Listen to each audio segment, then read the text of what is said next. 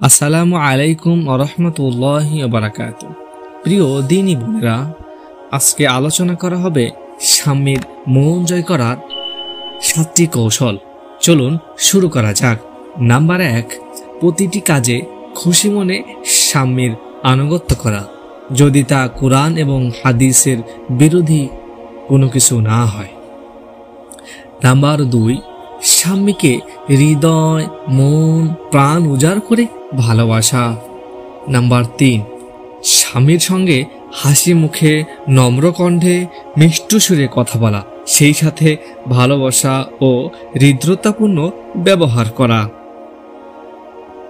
Number 4, স্বামীর সামর্থ্যের বাহিরে কিছু আবদার না করা এবং কোনো রকম দাবি দেওয়া না করা।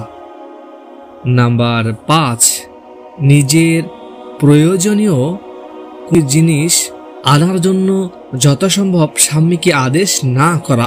অবশ্য স্বামী যদি জিজ্ঞাসা করেন যে তোমার কোনো কিছু লাগবে কি, তখন তার সামর্থ্যের প্রতি খেয়াল রেখে নিজের অতি জরুরি জিনিসগুলোর কথা তার সামনে পেশ করা। নাম্বার 6, স্বামীর অনুমতি ছাড়া বাড়ি থেকে বের না হওয়া এবং কোথাও না যাওয়া। নাম্বার 7, স্বামীর ধন সম্পদ হেফাজত করা, অর্থাৎ অনুমতি ব্যতীত স্বামীর সম্পদ থেকে কাউকে কিছু না দেওয়া।